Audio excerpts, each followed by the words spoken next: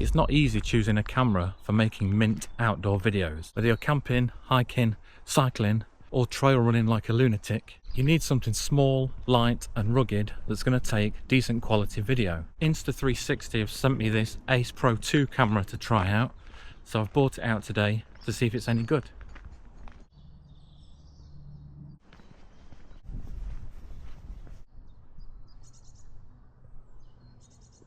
I've put the camera into, I guess I call it my lazy mode, where it's set to the settings that I use for probably 98% of shots. So that's resolution set to 4K at 30 frames a second. I use a linear lens on these action cameras because if you go ultra wide, it tends to make your video look a bit more cartoony. So just to give you an idea of how much you can see with these different lens options, this is the linear one that I use, as I say, 98% of the time. This is the mega wide lens, and then this is the widest the camera will go using its action setting. So you'll see at the edges, the trees and things will start to warp and bend. And just to give you an idea from a vlogging point of view, this is the widest lens, and then this is the linear lens that I use pretty much all the time. So there's not as much stuff in the background, but hopefully I don't look as much like a cartoon character as I did before. Every shot on this video as well, other than shots of the camera itself, are taken directly on the camera with no tweaks in editing to colour or anything like that. I've got the audio set to voice enhancement, so the camera's got built-in AI that pulls your voice out of the track a bit more than things like wind noise and background noise. I tend to shoot video just with the normal colour profile, but I'll show you some examples of all the other ones, the vibrant colour and then the Leica profiles as well.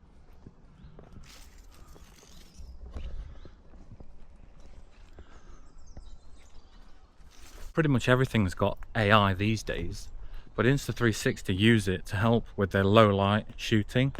Now traditionally, low light situations, whether it's dusk or you're sat in a tent, that's where these action cameras tend to start falling apart because they've got really small sensors that don't allow a lot of light in. So the AI on the Ace Pro 2 analyzes your video footage and fills in details and colors, and they call that pure video mode. So I'm obviously filming out in the daytime, but I've found quite a dark spot between the bridge and under this tree.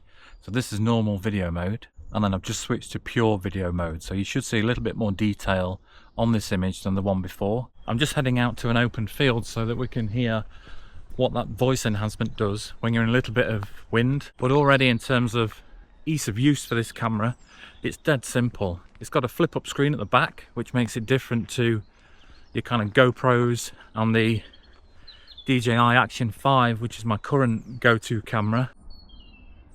The camera will shoot up to 8K resolution, but as I said earlier, I have it set to 4K, and that's for me is the perfect balance between the quality of the video and the ease of being able to edit those files. If you start shooting in 8K, you're going to need massive memory cards for a start, so you'll be spending a fortune on those.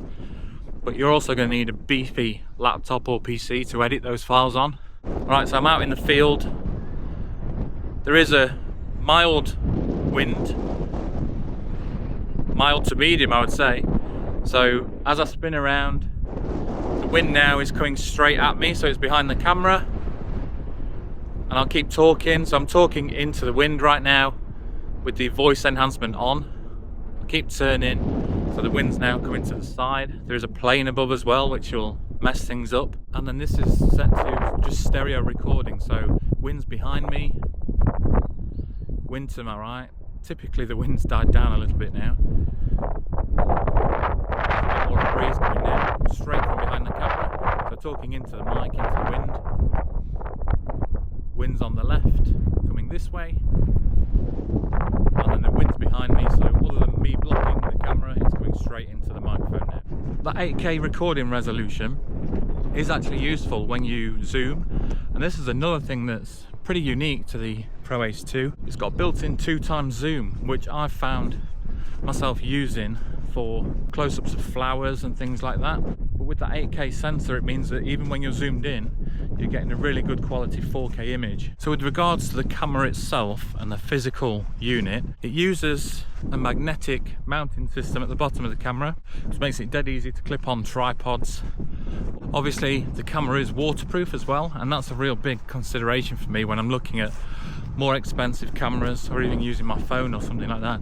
This thing will shoot literally underwater, and the battery is pretty decent, to be honest, and that's another thing that kind of puts me off using my phone. It just drains my battery.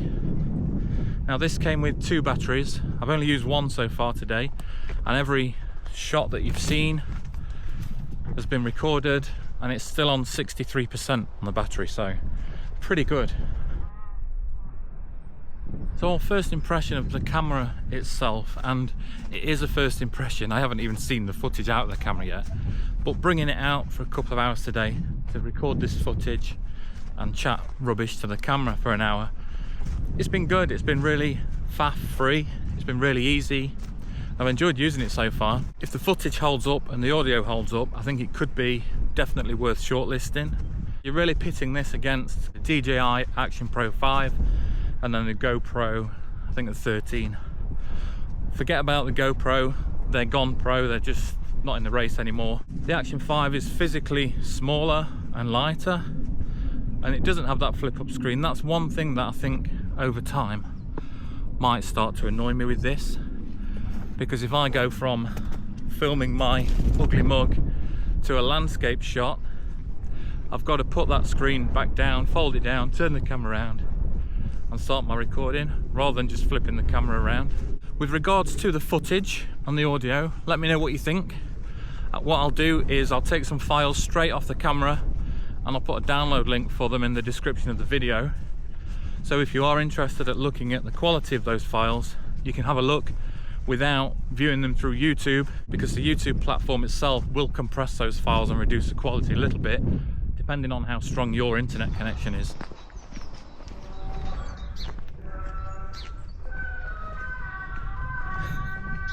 Can you hear that?